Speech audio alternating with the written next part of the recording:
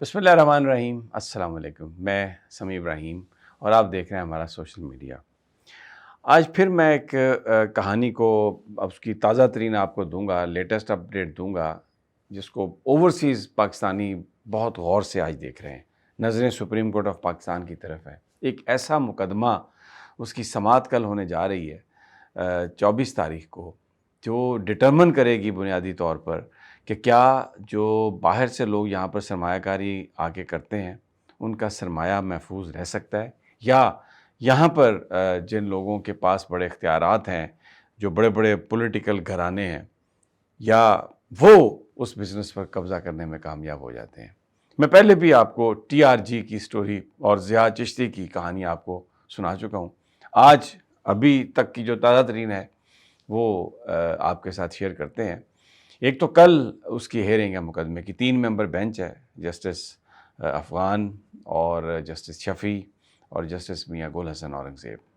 ये 3 जज हैं। जस्टिस अख्तर अफ़गान जो हैं वो उसके बेंच के सरबराह हैं। पिछली जब हेयरिंग हुई थी तो उसमें जो सवालात किए थे जस्टिस अफ़गान साहब ने, मैं आपको वो बता देता हूँ, आपको इससे अंदाज़ा हो जाएगा। उन्होंने ये ऑब्जर्वेशन दी थी कि मुझे पता है इस केस का और मैं सब जानता हूँ इस केस के हवाले से।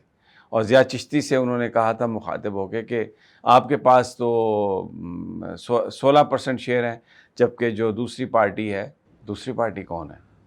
हसनैन असलम, जो कि कज़न है जनाब अयाज सादिक साहब के। बड़ा हाई प्रोफाइल केस है, मैं आपको बताऊं, करोड़ों रुपए की ट्रांजैक्शंस हैं। इस चीज़ को जिस तरीके से मैनेज किया गया, I do have all the details, लेकिन क्योंकि बहुत सारी चीज़ों के डॉक्यूमेंट्स नहीं हैं इसलिए मैं ज़्यादा नहीं बात करूँगा। और हाँ, एहसन भून साहब जुडिशल कमीशन के जो मेंबर हैं, जुडिशल कमीशन जो बेंचेस बनाता है, जो जजेस का फैसला करता है कि किसने क्या सुनना है, वहाँ पर हैं, और वकील भी हैं। अब इससे ज़्यादा मैं कुछ नहीं कह सकता। मेरे बड़े प्यारे दोस्त हैं, खफा हो जाएंगे, इसलिए मैं सिर्फ यहीं पे रुकूंगा। अब आपको पता है, मैं ज़िया चिश्ती की कहानी आपको सुना चुका हूँ कि किस तरीके से उनका ये जो कारोबार था, उन पर कब्ज़ा करने की कोशिश की गई। वो एक केस में मुलव्वस उनको कर दिया गया, और लेकिन 3 साल लगे उनको। उन्होंने बरतानिया में भी केस जीता, यहाँ पे भी केस जीता, लेकिन जस्टिस अख्तर अफ़गान ने कहा कि मुझे पता है कि इसमें क्रिमिनल केसेस भी इन्वॉल्व हैं। अच्छा, वो जो सेक्सुअल वो जो हरासगी का केस था, उस केस में जो वो मुलव्वस थे, अब केस फैसला हो चुका है और फैसला में एग्जोनरेट यानी बरी हो गए हैं ज़िया चिश्ती साहब, पाकिस्तान में भी और बाहर भी। लेकिन जस्टिस अख्तर अफ़गान जो हैं वो मुनासिब समझते हैं इस चीज़ का जिक्र करना। लेकिन बहरहाल तब तो वो सिर्फ बेंच के जज थे, अभी वो बेंच के सरबराह हैं। अब मसला क्या है? इलेक्शन होना है, और इलेक्शन सिंध हाई कोर्ट ने कहा फौरी इलेक्शन करवाएं, और यहाँ पर रेस ये लगी हुई है कि इलेक्शन ना हो, क्योंकि अगर इलेक्शन होता है तो जो शेयर होल्डर्स हैं ज़िया चिश्ती के, और अपने जो शेयर्स हैं और उनकी जो फैमिली है, उनके पास इतनी मेजॉरिटी है कि they will take over the company. और ये जो हसनैन असलम, अयाज सादिक साहब के जो कज़न हैं और फिर मोहम्मद खशेगी उनके जो पार्टनर हैं, वो ये नहीं चाहते, क्योंकि उन्होंने इसी कंपनी के पैसों से एक वो बर्म्यूडा बेस्ड कंपनी बना के, ऑफशोर कंपनी, तो इसी कंपनी के पैसे निकाले TRG के और शेयर्स ख़रीदे फ्रॉड से, जो कि अदालत फ्रॉड करार दे चुकी है सिंध हाई कोर्ट। 1% इनके एक्चुअल शेयर हैं, लेकिन इन्होंने 30% कर लिए TRG के पैसों से ही शेयर्स ख़रीद के।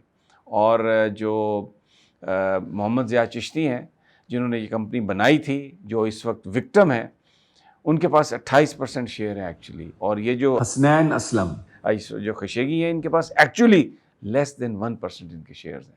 तो बहुत पैसा लग रहा है कि बस ये इलेक्शन ना हो पाए।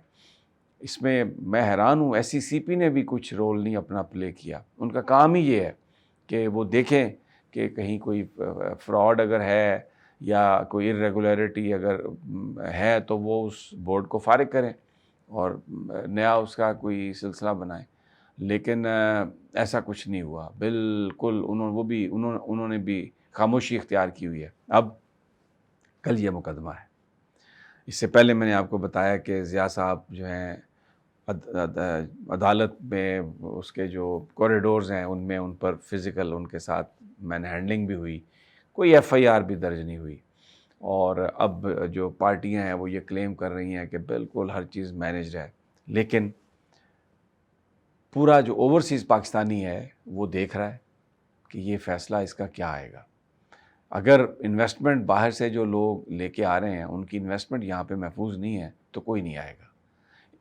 یہ بہت تسلیاں دی گئی ہیں اس حکومت کی طرف سے اوورسیز پاکستانیوں کو، ہر خطاب میں وزیر اعظم صاحب نے بھی اور آرمی چیف صاحب نے بھی جب وہ باہر گئے ہیں تو یہی کہا ہے کہ پاکستان میں پاکستانی انویسٹمنٹ لے کے آئیں، بلکہ شہباز شریف صاحب نے تو کہا کہ یہ سونے میں تولنے کے قابل ہیں۔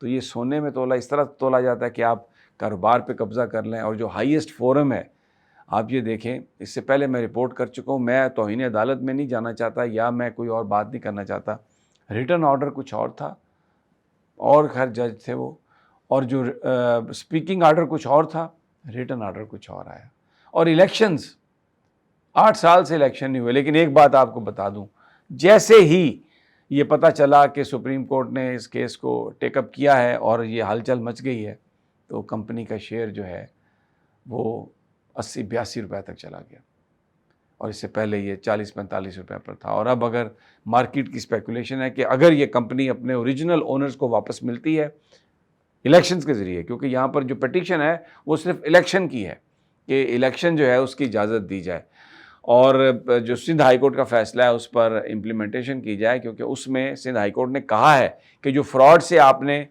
30% شیئر بنائے ہیں جبکہ آپ کے لیس دین 1% تھے حسنین اسلم، کو اور خاشیگی کو، کہ وہ آپ واپس کریں ضیاء چشتی کو۔